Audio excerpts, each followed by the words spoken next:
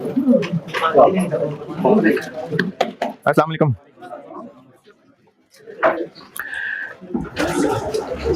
दुरूद शरीफ पढ़ लें।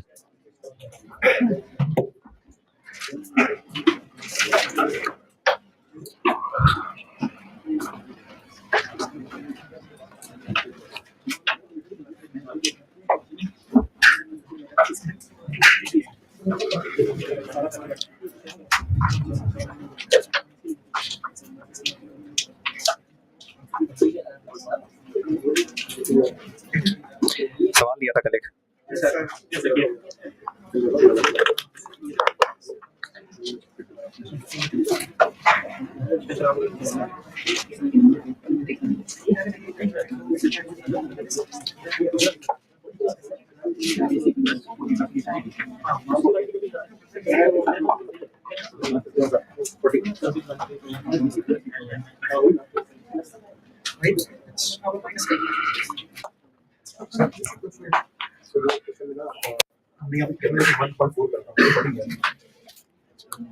स्प्रिंग 9 एक होमवर्क दिया था मैंने, इसका जवाब तो यस ही है। किया है।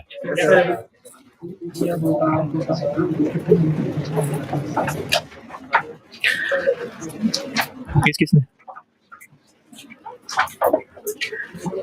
ठीक, हाँ जी जिन्होंने किया है।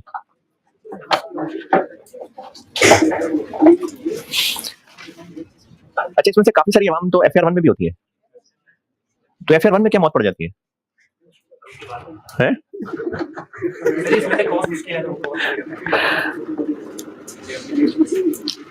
FR 1 मुश्किल है।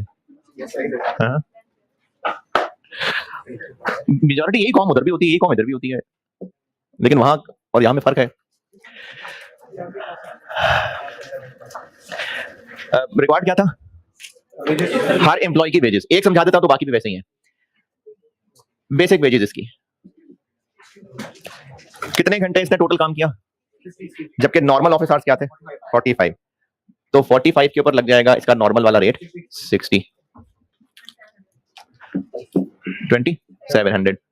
और ओवर टाइम वाले जो 15 घंटे हैं उनमें से जो पहले 5 हैं उन पे लगेगा इससे 40% ज्यादा 84, और जो ऊपर वाले 10 हैं उन पे लगेगा इससे 60% ज्यादा 1380। हाँ, तो ये बेसिक प्लस 40 ही है ना, 60 का 40% कितना बना 24, तो उसको इसमें प्लस कर दिया 84, बल्कि बेसिक प्लस 24। जी मैंने कहा था कि आप बार बार पूछा करेंगे, मैं आपको बार बार बताया करूंगा। मैं फिर बताता हूं, ओवर टाइम की कैलकुलेशन दो तरह से हो सकती है। आप ऐसे भी कर सकते हैं कि बेसिक नॉर्मल आवर्स के ऊपर और रेट लगाएं और ओवर टाइम के ऊपर और रेट लगाएं, और आप ये भी कर सकते हैं कि पूरे 60 आवर्स के ऊपर ये वाला रेट लगा लें, और जो ओवर टाइम है उन पे सिर्फ एक्स्ट्रा वाला काम कर लें, जिसको ओवर टाइम प्रीमियम कहा था मैंने। तो ऐसे भी कर सकते हैं और ऐसे भी कर सकते हैं। मैंने ओवर टाइम दो तरह से बताया था, ये भी सही है, ये भी सही है। कोई बात नहीं, आपको ऑनलाइन में भी पूछा करेंगे लोग, फरवरी तक पूछेंगे है? नहीं, फरवरी तक ये चैप्टर नहीं करना, लेकिन लेक्चर रहते होते हैं लोगों के, वो कोई फरवरी में भी लेक्चर 50-50 रहते होते हैं लोगों के। Okay, bonus. अच्छा, बोनस देना है इसको कितना, ये मैं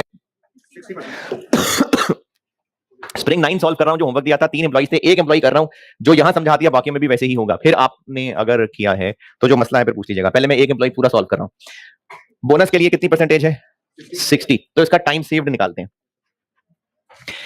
इसने कितने यूनिट्स बनाए हैं 192, तो उसके स्टैंडर्ड आवर्स क्या बन गए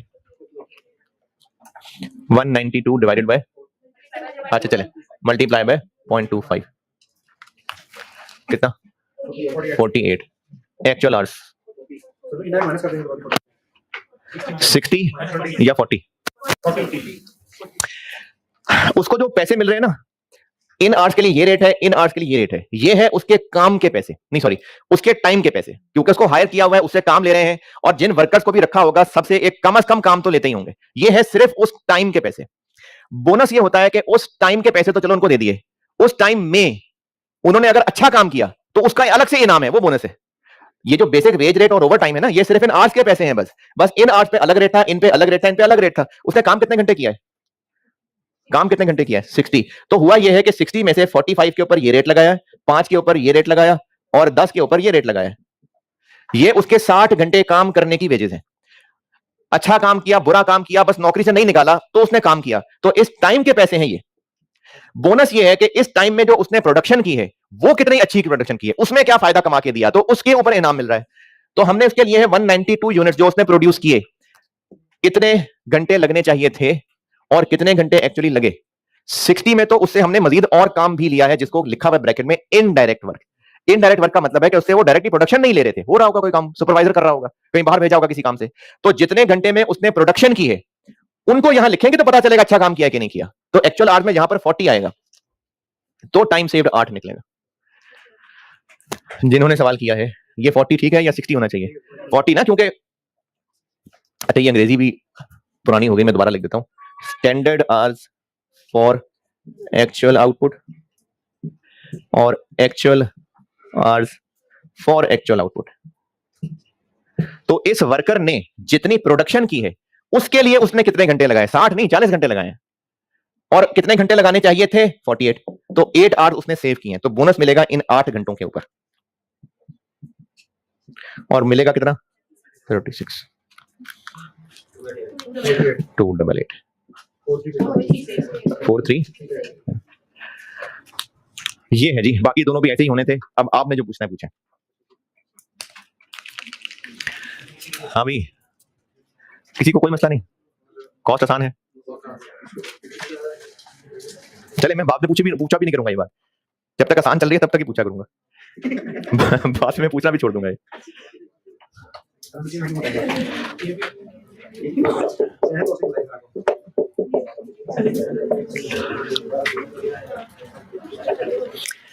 जी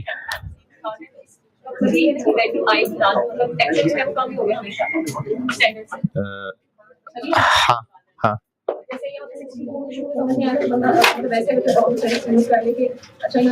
नहीं तो हो सकता है इसको बोनस ना मिले, ये भी तो हो सकता है, जरूरी तो नहीं कि बोनस मिलता है इसको। यानी सिर्फ इस बेस पे तो फैसला नहीं करना कि ज्यादा ही होने थे स्टैंडर्ड आवर्स, क्या पता इसने ना अच्छा काम किया हो, तो 3 वर्कर्स हैं, हो सकता है कोई एक ना ले बोनस। ठीक है जी, ये सवाल डन, कोई मसला नहीं आपको। इससे अगला क्वेश्चन, ये होमवर्क है। हाँ जी, इसी से जो अगला क्वेश्चन है ना, क्वेश्चन 2, उन्हीं पीडीएफ फाइल के अंदर। इसमें से मेजॉरिटी क्वेश्चन जो है ना वो बुक के अंदर, पास्ट पेपर्स के अंदर हैं, लेकिन ये 2-3 सवाल चूंकि पुराने थे काफी ज्यादा, इसलिए मैंने आपको ये पीडीएफ फाइल दी है। इसी पीडीएफ फाइल में जो क्वेश्चन नंबर 2 है, पता नहीं किस नाम से है, मिडवे सर्विसेज, ये होमवर्क है। इसी पीडीएफ फाइल के अंदर मिडवे सर्विसेज के नाम से इसी से अगला क्वेश्चन है, स्प्रिंग 6 है शायद, पता नहीं, ऑटम 6, ये होमवर्क है। इंडिविजुअल बोनस प्लान बस बहुत है, individual bonus plan done. Group bonus plan, अच्छा किस चीज का नंबर 2 क्या पढ़ा रहा हूं मैं? हम लोग पढ़ रहे हैं वेज इंसेंटिव्स, तो उसमें एक था इंडिविजुअल बोनस प्लान, बहुत है, काफी प्रैक्टिस उसकी। अब पढ़ा रहा हूं group bonus plan. Group bonus plan में सारी कैलकुलेशंस वैसे ही हैं जैसी पहले पढ़ी हैं।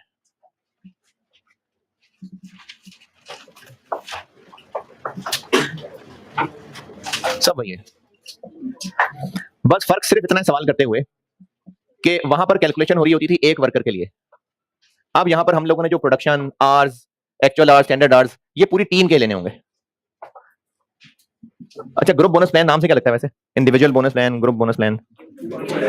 ग्रुप बोनस प्लान वहां होगा जहां पूरी टीम को हम मोटिवेट कर रहे होंगे। इंडिविजुअल बोनस प्लान होगा जो हर एक को टारगेट दिया होगा, जो जो टारगेट पूरा करता जाएगा उसको इनाम मिलता जाएगा।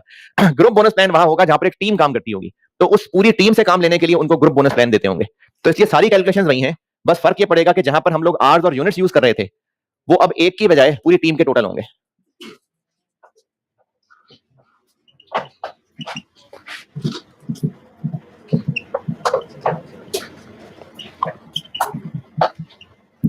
सब कुछ वही है, बस फर्क ये है कि पहले हम यहाँ इंडिविजुअल के आवर्स और यूनिट्स यूज कर रहे थे पूरी टीम के, बाकी सब वही है।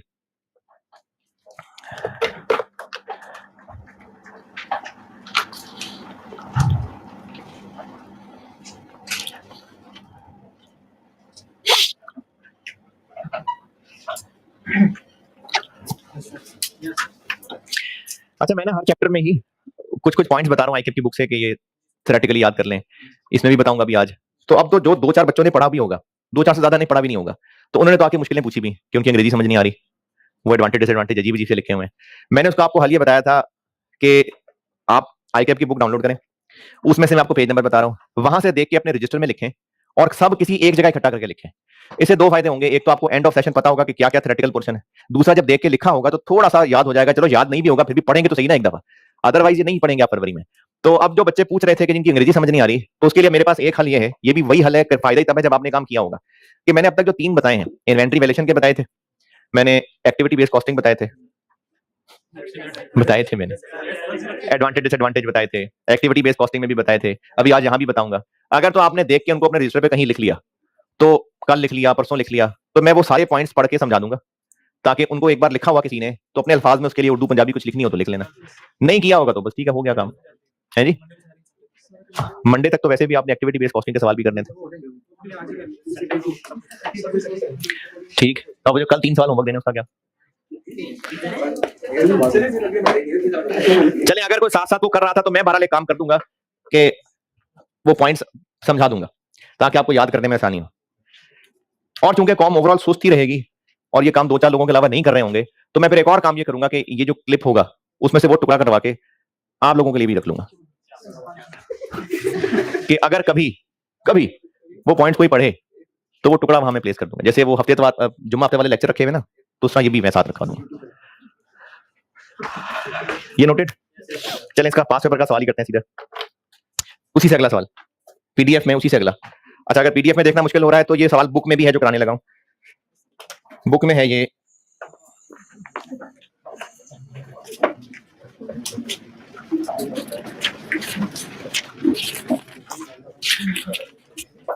पेज 99 पे। अच्छा, पास पेपर में ही नहीं होगा क्योंकि वो ऑटम 9 से ऑनवर्ड है, तो ये स्प्रिंग 2008 का है, इसीलिए ना मैंने आपको एक पीडीएफ फाइल दे दी कि ज्यादा पुराने वाले सवाल हैं ये। अच्छा, क्या दरमियान में ये टेस्ट ही नहीं होता था? ये सिलेबस से निकल गया था, ये फिर 17 में दोबारा आया था। पेज 99, प्रैक्टिस क्वेश्चन 2, इसहाक लिमिटेड। पैक की बुक से पढ़ना है सवाल तो पैक की बुक से पढ़ लें। पेज 99, प्रैक्टिस क्वेश्चन 2, इसहाक लिमिटेड। नहीं है तो जो पीडीएफ आपको भेजी है मैंने उसमें क्वेश्चन 3 है, पढ़ ले, मैं करता हूं बोर्ड पे।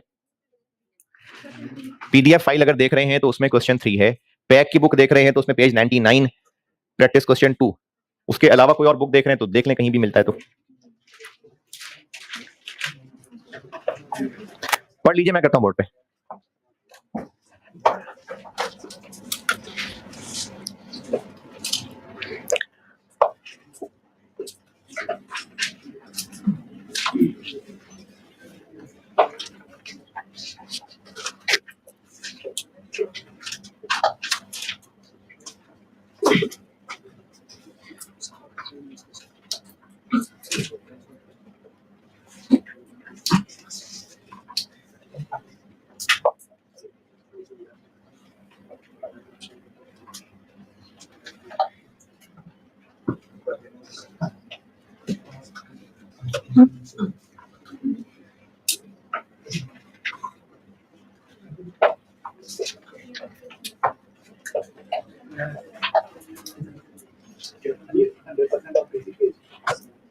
जी, बिजनेस ऑपरेट्स 100% बोनस प्लान का मतलब है कि बेसिक वेज रेट जितना ही बोनस देंगे।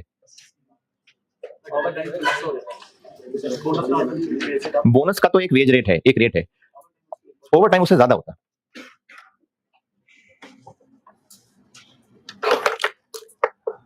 जी जनाब, पढ़ ले तो मैं कुछ अर्ज करूं। ग्रुप बोनस का सवाल है, ये कैसे पता? लिखा हुआ है, लिखा हुआ जी, company group bonus plan follow करती है। करवा भी उसके बाद ही रहा हूं। ये है स्प्रिंग 2008 है। रिक्वायर्ड क्या है? Labour cost per unit under each, कौन सी ऑप्शन हुई? हाँ, डेली बेसिस और वीकली बेसिस, इन दोनों ऑप्शंस के तहत इसको सॉल्व करना है। तो लेबर कॉस्ट पर यूनिट निकालनी है, तो पर यूनिट के लिए तो चलो यूनिट से डिवाइड कर लेंगे। किसको डिवाइड कर लेंगे? टोटल वेजेस ना, तो टोटल वेजेस निकालनी है हमने। एक बंदे की, पूरी टीम। ये भी बता दें कि इसमें हम बस कर ये रहे होंगे कि पूरी टीम वाला काम कर रहे होंगे। तो बेसिक वेजेस हो गई पर आवर कितना? 150। लेकिन 150 को मल्टीप्लाई किससे करना है? जी देखें कितने मल्टीप्लाई करूं।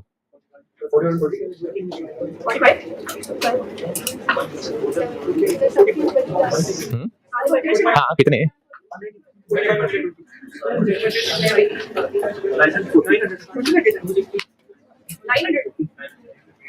900 मंडे से फ्राइडे हर रोज 8 घंटे और सैटरडे वाले दिन तो 5 दिन हो गए 8 घंटे वाले और एक दिन हो गया 5 घंटे वाला तो 20 कितने हो गए 900। 5 दिन 8 घंटे वाले 40 घंटे और सैटरडे 5 घंटे वाला 45। एक वीक में 45 घंटे काम है एक बंदे का इंटू 20 900 घंटे। तो सारी टीम को लेके चलना है साथ। कितना 135,000 ओवर टाइम है नहीं है बोनस है और बोनस के ऊपर भी कितना रेट लगेगा 150 ही लगेगा। 100% देना है बोनस यानी जो बेसिक रेट है उतना ही बोनस का रेट है। Time saved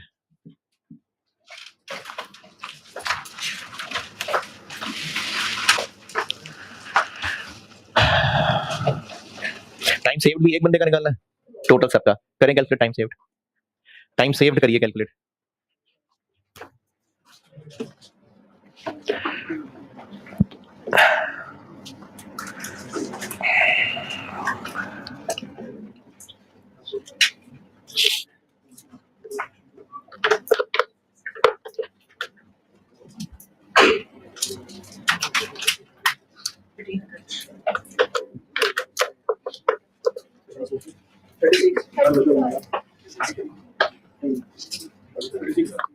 thirty six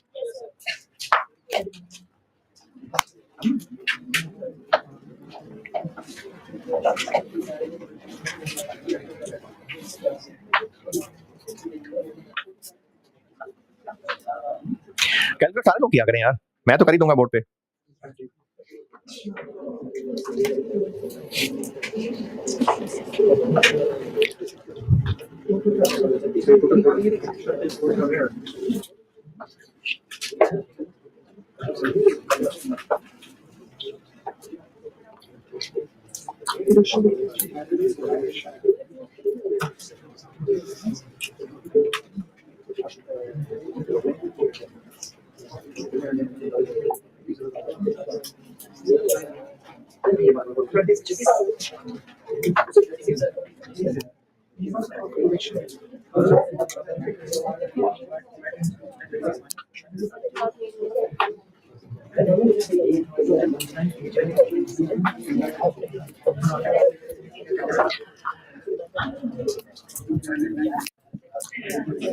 total team ने मिलकर कितने यूनिट्स बनाए 46800 जबकि स्टैंडर्ड क्या है 50 यूनिट्स पर आवर तो मल्टीप्लाई डिवाइड क्योंकि 46,800 भी यूनिट्स हैं और 50 भी यूनिट्स पर आवर है मल्टीप्लाई करेंगे तो यूनिट्स स्क्वायर हो जाएगा तो डिवाइड करके आंसर आ गया 936 जबकि इन लोगों ने एक्चुअली कितने घंटे काम किया 900 तो टाइम सेव्ड आ गया 36। ये 40-800 जिनको समझ नहीं आया वो जो टेबल दिया हुआ है उन सबको ऐड कर ले क्योंकि वो हर दिन की प्रोडक्शन दी हुई है तो हम अभी वीक कर रहे हैं। अरे तो मैंने हेडिंग नहीं दी ये हम लोग वीकली बेसिस कर रहे हैं दोनों ऑप्शंस कही है ना तो वीकली बेसिस कर रहा हूं मैं पहले 36 5400 आंसर आ गया 140,400 और पूछा है लेबर कॉस्ट पर यूनिट तो 140,400 डिवाइडेड बाय पर यूनिट निकालना है 46,803 ये हो गया वीकली बेसिस।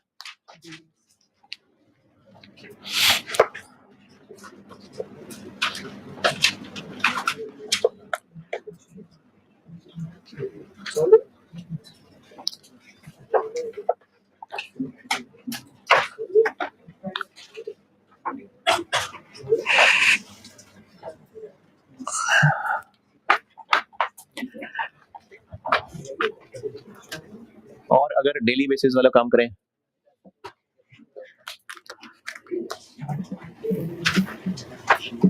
तो बेसिक वेजेस तो यही है, ब्रैकेट की भी दोबारा जरूरत नहीं, 135,000 बोनस ₹150 इंटू। अब हमें करना पड़ेगा हर दिन को compare, Monday, Tuesday, Wednesday, Thursday, Friday, Saturday.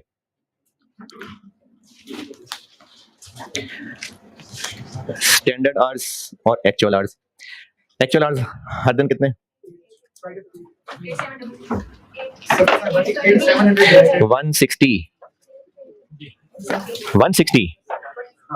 20 लोग हैं ना। अच्छा, एक दिन में 160 आवर्स कैसे हो सकते हैं? तो 24 घंटे होते हैं। असल में लेबर आवर्स, मैंने पहले भी शायद कभी बात की थी, लेबर आवर्स का मतलब सिर्फ घड़ी के आवर्स नहीं है। लेबर आवर्स का मतलब घड़ी के मुताबिक कितने घंटे काम किया इनटू कितने लोग हैं, ये लेबर आवर्स होते हैं। तो 160 घंटे मंडे में और फ्राइडे तक 160 और सैटरडे वाले दिन 100। स्टैंडर्ड आवर्स जैसे यहां टोटल को 50 से डिवाइड किया था, अब हर दिन को 50 से डिवाइड कर दें। 174, 147, 195, 150, 179, 91,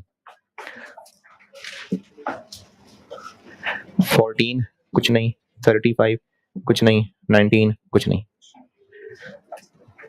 तो टोटल बन गए 68।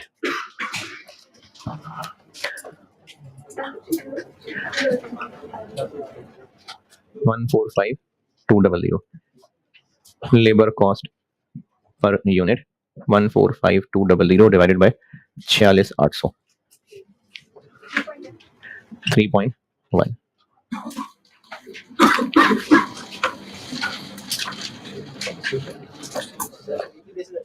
है जी। अच्छा बुरा तो ये है ना कि जहां एग्री हो गया, वैसे तो कंपनी पॉइंट ऑफ व्यू से देखेंगे तो वीकली बेसिस ही अच्छा है, लेकिन जहां वर्कर से एग्री हो गया है जी, नहीं वो तो करते हैं बात, कैलकुलेशन हो गई। अब रिक्वायरमेंट में अगला सेंटेंस क्या है? रिक्वायरमेंट दूसरा sentence, give reason for the difference, तो फिर give reason for the difference. सवाल में लिखा हुआ है the management of the company has asked you to determine the impact of such a change. अब give reasons for the difference.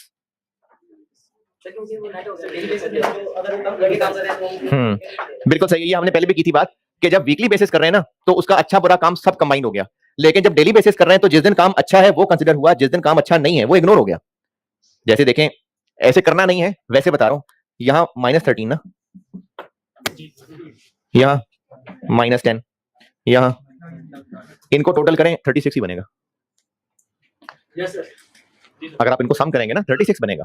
तो जब आप वीकली बेस कर रहे हैं ना तो उससे क्या हो रहा है कि जिस दिन अच्छा काम नहीं किया वो अच्छे काम के साथ ऑफसेट होकर नेट 36 बन रहा है, जबकि हम डेली बेसिस कर रहे हैं तो जिस दिन अच्छा काम है वो कंसीडर हो रहा है, जिस दिन बुरा काम है वो कंसीडर ही नहीं हो रहा। ये फर्क का रीजन है, बस ये अंग्रेजी में लिखना है बस, और तो कोई मसला नहीं। Group bonus plan done.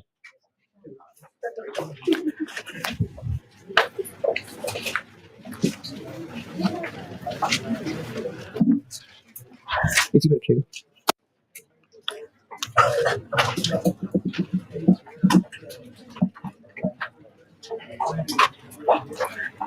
High day rate plan, individual bonus plan खत्म, ग्रुप बोनस प्लान खत्म।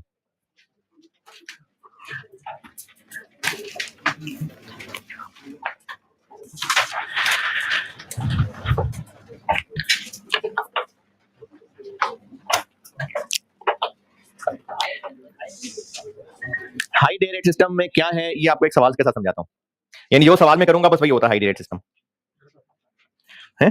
फिर खत्म। अरे चैप्टर नहीं खत्म, नहीं लेक्चर भी नहीं खत्म, अभी चल रहा है लेक्चर। सवाल लिखिए।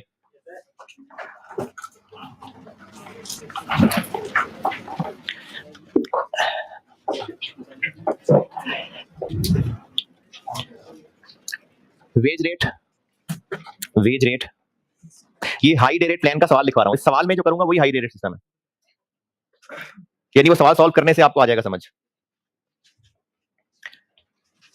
नहीं, मैं जुमला चेंज करता हूं, ये सवाल करा के मैं समझा दूंगा। वेज रेट है ₹300 per hour, ₹300 per hour. Working hours per day, working hours per day 8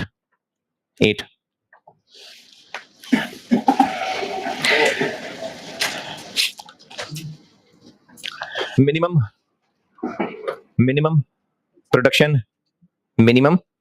production required from a worker 100 units per day. अच्छा, बस अगर इतना ही सवाल हो, भी चल रहा है आगे, लेकिन ऐसे कह रहा हूं कि बस अगर इतना ही सवाल हो तो वर्कर को कितने यूनिट्स बनाने चाहिए पूरे दिन में? 100? कम से कम 100। अच्छा, 100 से ज्यादा बनाएगा? नहीं बनाएगा। नहीं बना सकता तो है, वो तो आप भी पढ़ सकते हैं रोज, लेकिन क्या बनाएगा वर्कर 100 यूनिट से ज्यादा? क्यों? उसको पैसे मिल रहे हैं 300 रुपए पर आवर इनटू 8 आवर्स। वो 100 यूनिट्स बनाए, चाहे 110 बनाए, चाहे 140 बनाए, उसको तो पैसे मिल रहे हैं 8 घंटों के, तो नहीं बनाएगा। तो एक तो इंसेंटिव का हल था, बोनस वो हो गया, वो एक अलग बात थी, खत्म हो गई बोनस। एक और तरीका होता है हाई डे रेट सिस्टम। अब लिखें आगे सवाल, अब सवाल कंटिन्यू करें आगे। Wage rate will be revised, wage rate will be revised to 360 per our, 360 per our. Wage rate revise हो जाएगा 360 per hour if 130 units are produced in a day. 130 units are produced in a day. अगर एक दिन में worker ने 130 units बना दिए तो उसका रेट 300 की बजाय 360 हो जाएगा। आपसे रिक्वायर्ड है जी, जी आपसे ना, मैं तो क्वालिफाइड हूं, आपने पढ़ना है ना, आपसे रिक्वायर्ड है।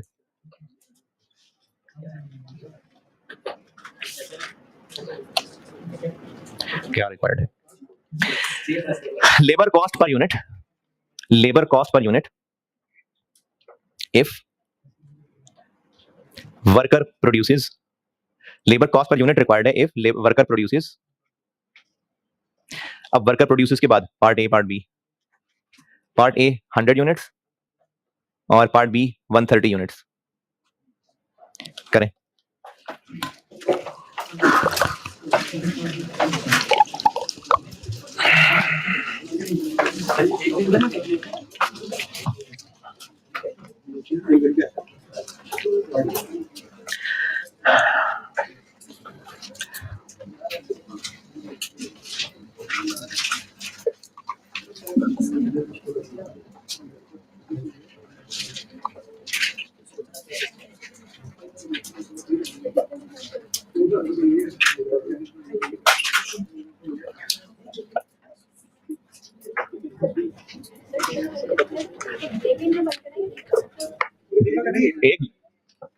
एक दिन का मतलब एक दिन के ही बस कहें, पूरा वीक करना है, पूरा वीक कर लें, 7 से मल्टीप्लाई कर दें, 5 से मल्टीप्लाई कर दें।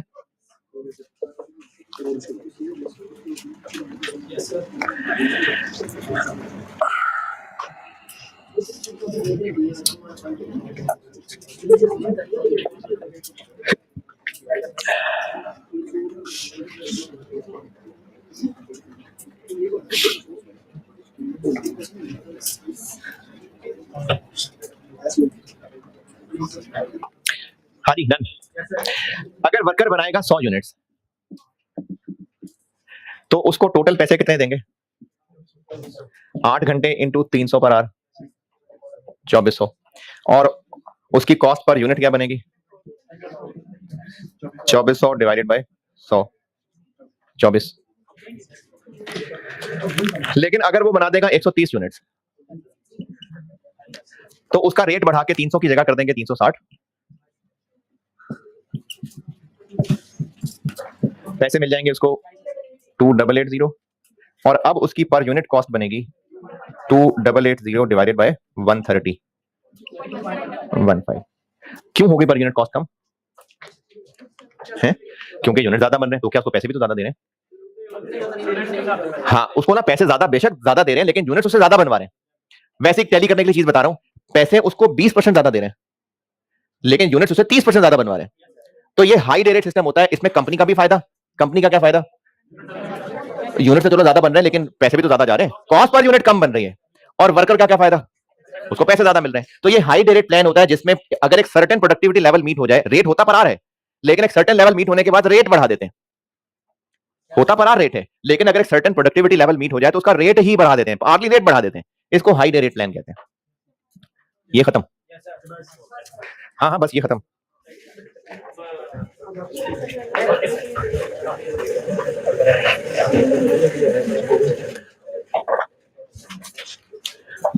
प्रॉफिट शेयरिंग प्लान, इसमें क्या होता होगा? हाँ जी, इसमें वर्कर्स को कहा जाता होगा कि कंपनी ने साल के एंड पे या मंथली भी हो सकते हैं, अगर एक सर्टेन लेवल से ज्यादा प्रॉफिट्स कमाए, एक मिसाल दे देता हूं, वर्कर्स को कहा था कि 20% of profit in excess of ₹50 million will be distributed among workers. Workers को कहा कि कंपनी का प्रॉफिट अगर 50 मिलियन से ऊपर हुआ तो जितना ऊपर हुआ उसका 20% हम आप वर्कर्स में बांट देंगे। तो वर्कर्स को कितना शेयर मिल जाएगा? मैंने भी सवाल पूरे नहीं बताया। कंपनी ने 78 मिलियन प्रॉफिट अर्न किया। अब एम्प्लॉइज को कितना शेयर मिलेगा? तो अब जो वर्कर्स का शेयर बनेगा वो बनेगा 28 का 20%, 5. ये प्रॉफिट शेयरिंग प्लान होता है। खत्म। तो लिख लें, मैं मिटा तो नहीं रहा।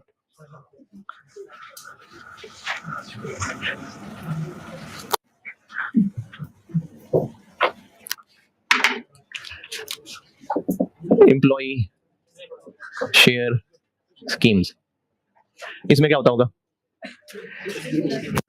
है जी, इसमें एम्प्लॉइज को कुछ टारगेट्स देते होंगे और उनको कहते होंगे कि अगर तुमने टारगेट पूरे कर दिए तो तुम्हें कंपनी के इतने शेयर्स हम मुफ्त में या सस्ते दे देंगे, और ये खत्म।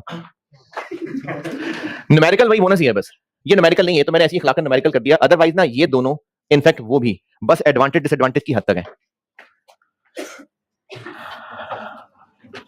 नहीं छुट्टी नहीं यार, अभी तो 15 मिनट पड़े हैं जी।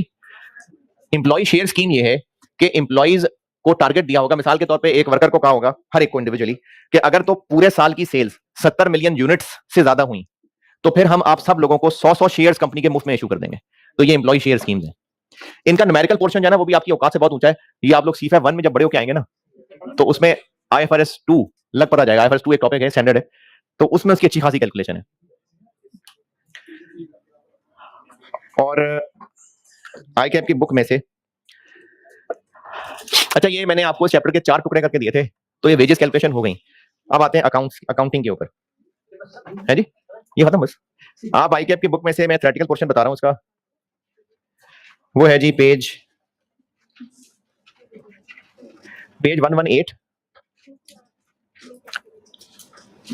ICAP की बुक में, चैप्टर 5 है, पेज 118 के एंड पे हाई रेट सिस्टम के एडवांटेज डिसएडवांटेज हैं। 2 एडवांटेज हैं, 2 डिसएडवांटेज हैं। ICAP की बुक में चैप्टर 5 है, पेज 118 तकरीबन एंड पे एडवांटेज डिसएडवांटेज है। इसके बाद पेज 120 और 121 और 121 ये एडवांटेज डिसएडवांटेज हैं ग्रुप बोनस के और प्रॉफिट शेयरिंग के, बस 120 और 121। एक मैंने 118 कहा है, एक 120 और एक 121, ये दो पॉइंट्स हैं एडवांटेज डिसएडवांटेज, ये करने हैं इसमें से। क्या चैप्टर नहीं कंप्लीट हुआ अभी, मैंने इसमें कैलकुलेशंस कराई हैं। अब इनकी अकाउंटिंग पे आते हैं, हैं जी।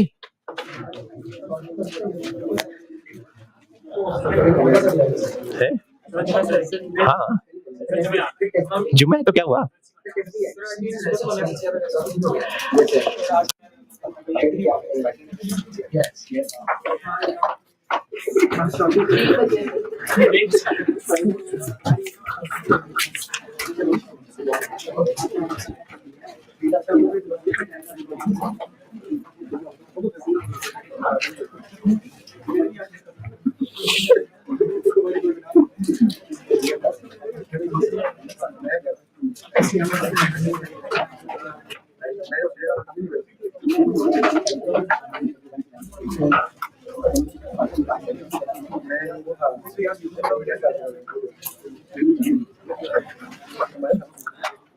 ये